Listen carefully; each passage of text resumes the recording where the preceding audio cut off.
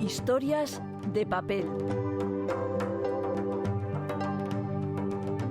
Suplemento literario de los informativos de Radio Nacional de España en Andalucía. Los domingos fomentamos la lectura entre los andaluces.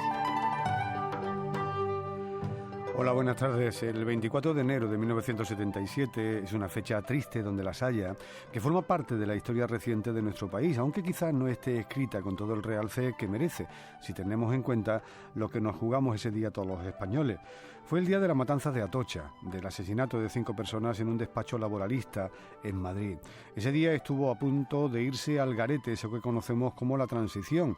Según los expertos, la democracia y la libertad en España estuvo ese día más en peligro que el 23F del golpe de Tejero. Esta semana se ha presentado en Madrid, en la Sala 13 Rosas de Comisiones Obreras, muy cerca del lugar de los asesinatos, el libro titulado La matanza de Atocha, de Isabel y Jorge Martínez Reverte. En un momento hablamos con Isabel, compañera durante muchos años en esta casa, en Televisión Española, de uno de los más graves atentados terroristas de la transición, del que ya solo nos queda un superviviente, Alejandro Ruiz Huerta, que actualmente da clases en la Facultad de Derecho de Córdoba y que dice no poder olvidar todavía la mirada de muerte de los asesinos, 2 de los cuales siguen desaparecidos y que, por cierto, iban buscando, eso al menos dijeron, al andaluz, un dirigente del sindicato de transportes muy activo en la huelga que la patronal del momento, con los sindicatos verticales detrás, no estaba dispuesta a seguir consintiendo. Hoy, como decimos, hablamos en Historias de Papel con Isabel Martínez Reverte y escuchamos también algunos testimonios de la entrevista que hemos mantenido con Facundo Manes, uno de los neurocientíficos más destacados del momento y un gran divulgador que esta semana ha estado aquí en Andalucía presentando su libro Usar el cerebro, conocer nuestra mente para vivir mejor, y nosotros lo hemos invitado a que pase por nuestros estudios. La recomendación que nos mandan ustedes también es hoy muy científica. El científico que derrotó a Hitler y otros ensayos sobre historia de la ciencia. Y la envían desde Sevilla. Y a la breve reseña de portada del programa les traemos uno de esos libros que descubren lo que hay detrás de un personaje tan estereotipado y de imagen tan manipulada como el famoso jefe Xiu, Nube Roja, eclipsado, entre otras cosas también, por otros jefes de su tribu, digamos que mucho más mediáticos, como Caballo Loco y sobre todo Toro Sentado, y además completamente marcado por la imagen maniquea que de él dio la propaganda oficial norteamericana, incluyendo ahí especialmente las películas del oeste. Pues Nube Roja fue el único indio que le ganó una guerra, no una batalla, una guerra a los casacas azules norteamericanos, a los que les metió las cabras en el corral hasta el punto de permitirse una negociación de paz en la que los indios impusieron sus condiciones, gracias, entre otras cosas, a los triunfos en la guerra de guerrillas que se inventó la reciente aparición de una autobiografía que se creía perdida, junto con muchos años de investigación y consulta de documentos no muy manejados hasta ese momento, han permitido que 2 prestigiosos periodistas norteamericanos puedan reescribir su historia. El resultado es El corazón de todo lo existente, de Tom Clavin y Bob Dury, que ha publicado en español la editorial Capitán Swing con traducción de Esther Cruz Santaella. Y ahora relájense, porque les hablamos de qué hacer con el cerebro para vivir mejor. Un saludo de Francisco Moreno y de Manuel Pedrado. ¿Qué se sabe exactamente del cerebro? Definitivamente, la gran cantidad de investigaciones que se han llevado a cabo en el campo de las neurociencias en las últimas décadas han generado muchísimas respuestas a temas centrales para la comprensión del funcionamiento del cerebro. Pero fue justamente a partir de esas respuestas que han surgido y surgen día a día una cantidad inconmensurable de preguntas esenciales que aún quedan por responder. Vamos, en otras palabras, que con el cerebro nos pasa un poco lo que al famoso filósofo clásico, que decía que aquello de que cuanto más sabemos de él, pues más conscientes somos de nuestra ignorancia. Exactamente, y nos damos cuenta que es un órgano increíble, maravilloso, que es el único órgano en el universo que intenta entenderse a sí mismo. No hay otro órgano ni objeto en el universo que intente entenderse a sí mismo. Primero lo hacía con la filosofía, luego con la religión, luego científicos aislados. Ahora tenemos la neurociencia que intenta responder las preguntas que desde siempre se hizo a la civilización occidental. ¿Qué es la inteligencia? ¿Quién decide? ¿Tenemos libre albedrío? ¿Qué es la conciencia? Facundo Manes es uno de los neurocientíficos más prestigiosos del momento y un gran divulgador de la ciencia, un hombre empeñado en que conozcamos más de cómo tratar bien a nuestro cerebro para vivir mejor, porque es el órgano que nos proporciona, pues, que digo yo, la felicidad, nos condena a la tristeza o la depresión, es el órgano que tiene que lidiar con la razón y el corazón, el que nos permite ser creativos o incluso genios, el que nos permite eso tan literario que es reinventar lo vivido para contarlo, que diría García Márquez, pero nadie nos enseña a ejercitar el cerebro, al que al principio le viene bien todo aquello que le viene bien para cuidar el corazón. Pero también hay otras cosas, otra parte importante más relacionada con los sentimientos que también nos permiten entrenar, digamos, nuestro cerebro para ser felices. La conexión humana, la gente aislada socialmente se muere antes, la gente que se siente sola tiene una mortalidad más alta, incluso el aislamiento social tiene una mortalidad más alta que la obesidad o que el alcoholismo. Además, tener desafíos intelectuales, nunca tenemos que jubilarnos de lo que nos apasiona. Y dormir bien, el sueño protege al cerebro. Y además, el estrés hay que combatirlo. La verdad es que Usar el cerebro es uno de esos libros que tendríamos que leer en las escuelas, en los cursos para mayores o en los centros de trabajo, porque trata el tema de forma integral y multidisciplinar. Y además se apoya en un experto en literatura, Matteo Negri, argentino también como Facundo Manes, porque la creatividad, el arte, dicen que explica perfectamente la complejidad, la sutileza del funcionamiento del cerebro y lo que nos perdemos si no conocemos las nociones mínimas para ayudarle a funcionar mejor. Si nos preocupamos de cambiarle el aceite al coche cada cierto tiempo, ¿por qué no ocuparnos un poquito del órgano que es capaz de proporcionarnos la felicidad, ¿no?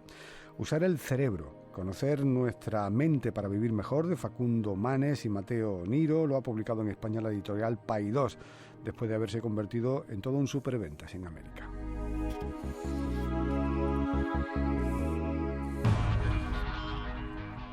Suena el timbre de la puerta. Luis Javier Benavides se levanta de su asiento y se apresura a abrir. El grupo de abogados está esperando a otro de ellos que se retrasa para comenzar la última reunión de un día que se ha hecho largo. Acaban de irse los sindicalistas de comisiones obreras del transporte. Son casi las 22:30 del lunes 24 de enero de 1977. El abogado Luis Javier Benavides abre la puerta. Entran dos tipos que obligan a retroceder a Luis Javier. Van armados con pistolas, con las que apuntan a todos los presentes que se ponen en pie sin resistirse a la sugerencia implícita en el cabeceo de las armas. Uno de los intrusos se cubre con un anorak de color azul oscuro y se tapa la cara con la capucha. El otro no se molesta en ocultarse. Es un hombre de algo más de 30 años que tiene la muerte escrita en la mirada.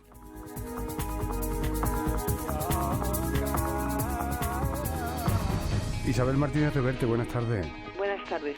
Dice Alejandro Ruiz Huerta, el único superviviente que aún queda de la matanza de Atocha, que esa mirada es de las cosas que no ha podido olvidar en su vida, aunque anda el hombre ya un poquito más recuperado que en años atrás, ¿no? Pero eso no lo ha podido olvidar, ¿no? Sí, y eso lo dijo uno de los supervivientes que ya ha muerto en el año 2005, Luis Ramos, cuando la policía le interroga para que trace el perfil de los asesinos.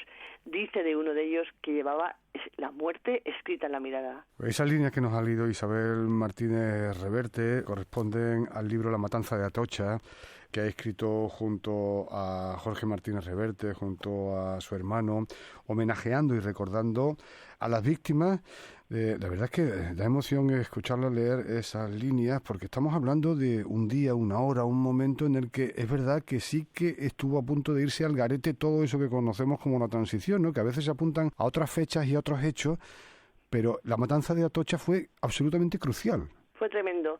Esa semana murieron dos estudiantes, primero Arturo Ruiz, cuando se manifestaba pro amnistía, el domingo, fue abatido por un pistolero de extrema derecha, Jorge Cesarsky, y unos compañeros. Al día siguiente, Mariluz Nájera se manifiesta por la muerte de Arturo Ruiz y la policía la mata con un bote de humo. Esa mañana secuestran al teniente general Villascusa. Está secuestrado, ha sido los Rapo, pero los Rapo también tiene secuestrado a José María de Oriol y Urquijo. Esa es la semana. Y esa noche Mientras Paca Sauquillo está con el padre Llanos preparando el funeral por Maridut Nájera, los pistoleros llegan a Atocha y matan a 5 personas. Esa semana es la semana en que está a punto de irse al traste toda la lucha por la democratización que está teniendo lugar dentro de los despachos de Adolfo Suárez.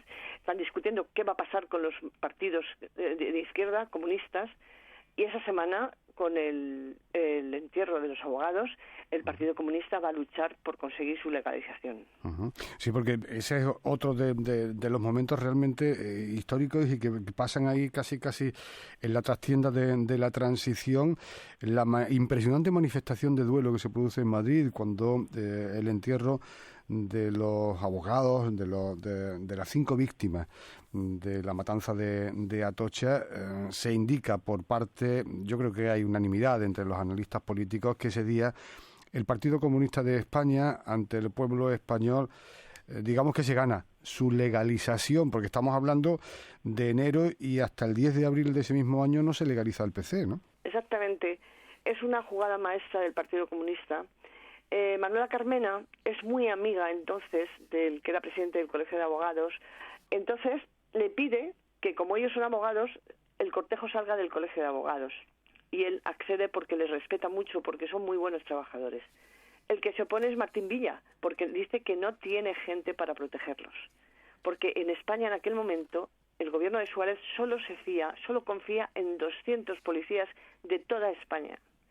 Entonces, el Partido Comunista dice que el partido se va a ocupar de la seguridad y del servicio de orden, y así lo hará. Hay un aspecto que durante muchos años pasó un poco desapercibido, pero que está también en el fondo, bueno, de esta actuación, que aparte de la actuación de los asesinos, es propia de una banda mafiosa, porque en el trasfondo de toda esta historia está una huelga de transportes, porque los asesinos en principio iban buscando, decían al andaluz, ¿no?, a Joaquín Navarro, que era un dirigente de comisiones obreras de transportes, ¿no? Sí, él era un liberado de comisiones obreras y había conseguido un gran éxito en la huelga de transportes. Pero eso tenía hartos al sindicato vertical, al sindicato de transportes, que en Madrid mandaba a Francisco Albaladejo. Entonces, Albaladejo es el que organiza que se le dé un escarmiento a Joaquín Navarro porque están hartos de él. Uh-huh. Y es el que organiza que vayan a Atocha, porque se le ha visto por ahí, porque saben que ha habido una asamblea. Pero Joaquín Navarro ha salido a tomar unas cañas.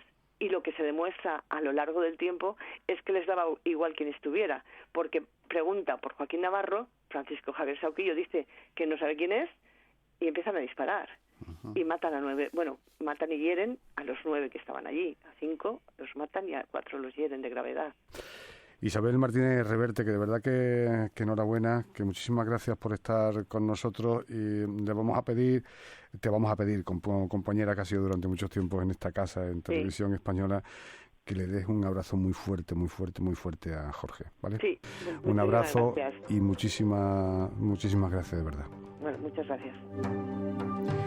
Estimados amigos de Historias de Papel, como en otras ocasiones recomiendo un libro de divulgación, El científico que derrotó a Hitler, y otros ensayos sobre historia de la ciencia, obra muy amena y de fácil lectura que hace pasar buenos ratos mostrando aspectos poco conocidos de la ciencia y de sus protagonistas. Su autor es Alejandro Navarro.